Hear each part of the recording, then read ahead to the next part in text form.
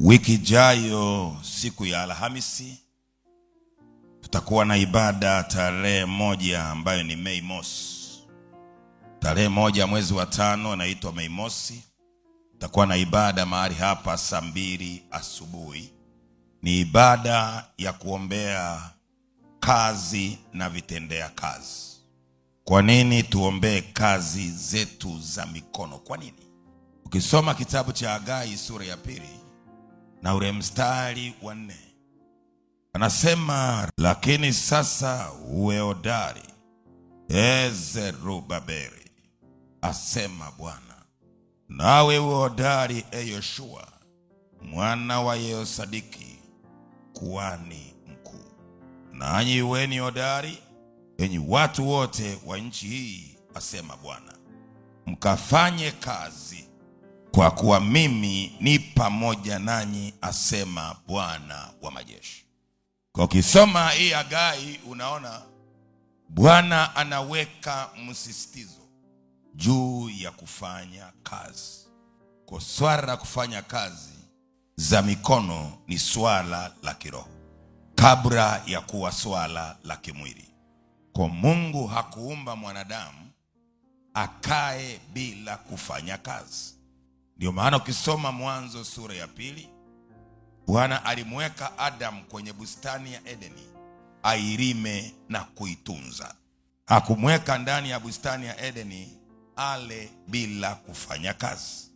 Kitabu cha Kumbukumbu la Torati 28 ule mstari wa 8, Biblia inasema, Bwana atayamuru baraka ije juu yako katika gara zako na mambo yote utakayotia mkono wako, naye atabarikia katika nchi akupayo Bwana Mungu wako.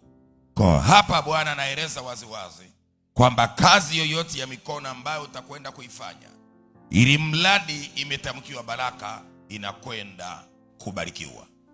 Kwa nini tutamke baraka? Nenda kitabu cha Hesabu sura ya 6 ule mstari wa 22 hadi 27. Kisha Bwana akanena na Musa na kumwambia, nena na Aroni na wanae, hawa ni makuhani, waambie, hivi ndivyo mtakavyo wabarikia wana wa Israeli, mtawaambia, Bwana akubarikie na kulinda, Bwana akuangazie nuru ya uso wake na kufadhili, Bwana akuinulie uso wake na kukupa amani. Ndivyo mtakavyowekeza jina langu juu ya wana wa Israeli, nami nitawabarikia. Kwa hapa unaona makuhani ambao kwa leo wanaitwa wachungaji ama watumishi wa Mungu, wanaosimama mbele zako kwa ajili ya kuwekeza baraka. Kwa baraka lazima itamkwe kwa mtu. Kwa kazi ya mtu ikibarikiwa, maana yake atapokea mbaraka wa Mungu. Kwa ibada ya tarehe 1 mwezi wa 5 siku ya Alhamisi saa 2 asubuhi, wewe njoo upokee mbaraka kwa ajili ya kazi yako. Kwa inawezekana umetafuta kazi hujapata, Bwana atakusaidia upate kazi. Kwa sababu Mungu anasema atakuletea msaada toka juu kukusaidia. Zaburi 20 mstari wa 2. Bwana atakuletea msaada toka patakatifu pake. Kwa wewe unayetafuta kazi, ingia kwenye ibada hiyo ukiwa na vyeti vyako. Bwana atakusaidia, utapata kazi. Popote ambako amekuwekea giza, wewe giza litaondoka kwenye kazi zako za mikono. Inawezekana unafanya biashara au unafanya kazi, lakini kazi yako inazaa kufa.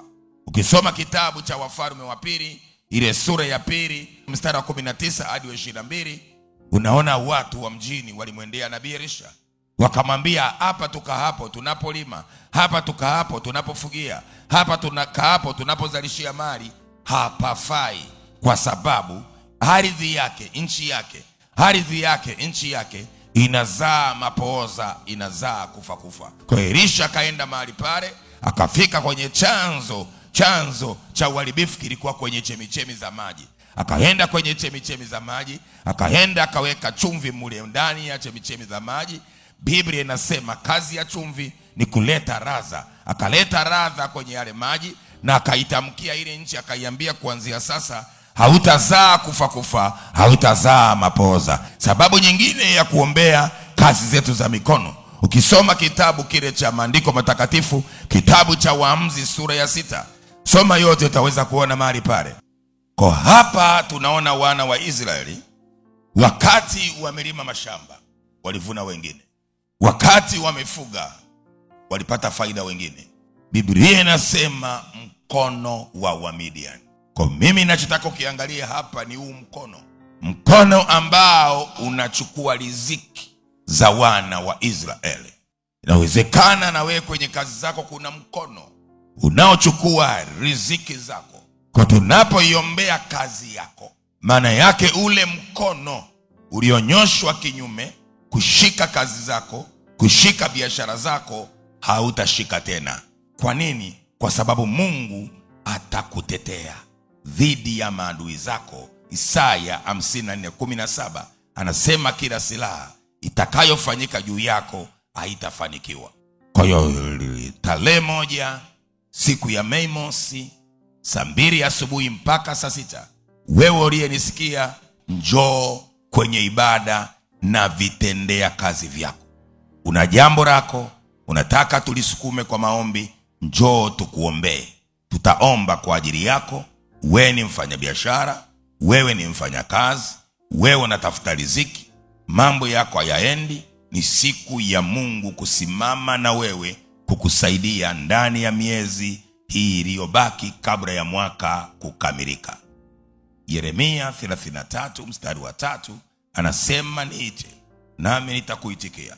Haujaita haitiki, ukiita ataitika. Kuombea kazi za mikono ni kufungua lango la kiuchumi, ni kufungua lango la ustawi, ni kufungua lango la baraka. Kwa nini tuombee kazi?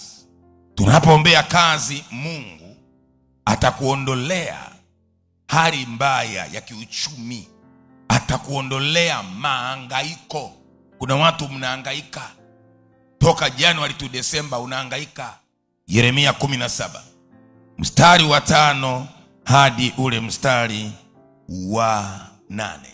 Bwana asema hivi: amelaaniwa mtu yule amtegemeaye mwanadamu, amfanyaye mwanadamu kuwa kinga yake, na moyoni mwake amemwacha Bwana. Maana atakuwa kama fukara nyikani, hataona yatakapotokea mema, bali atakaa jangwani palipo na ukame, katika nchi ya chumvi isiyokaliwa na watu. Mstari wa 7 ni wa msingi. Amebarikiwa mtu yule amtegemeaye Bwana, ambaye Bwana ni tumaini lake. Maana atakuwa kama mti uliopandwa kando ya maji, uenezao mizizi yake karibu na mto. Hautaona hofu wakati wa hari ujapo, bali jani lake litakuwa bichi. Wala hautahangaika mwaka wa uchache wa mvua, wala hautaacha kuzaa matunda. Kwa hapa anasema amebarikiwa nani? Yule anayemtegemea Mungu. Kwa unapokuwa unamtegemea Mungu kwenye maisha yako ya kiuchumi, kwenye maisha yako ya biashara, kwenye maisha yako ya utafutaji, Mungu anakuondolea mahangaiko. Kwa ibada ya Mei Mosi imebeba vitu vizito vya namna hii. Kwa nikuombe usipoteze ujasiri wako wa kuja kwenye ibada. Usipoteze maombi haya, ni ya muhimu. Katikati ya mwaka ni lazima usogee mbele za Bwana, mwambie Mungu, narudi tena. Wale ambao wako si wapi waweze kufika mahali hapa siku ya Mei Mosi, ni siku ya kuombea kazi za mikono, kazi za biashara, kazi za kiuchumi, na Mungu atatenda zaidi ya tarajio.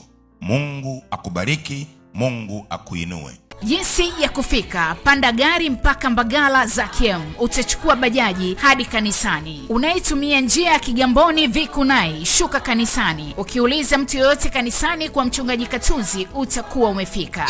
Lakini kwa unaitumia usafiri binafsi, njoo mpaka shule ya msingi Mihande, utakuwa umefika.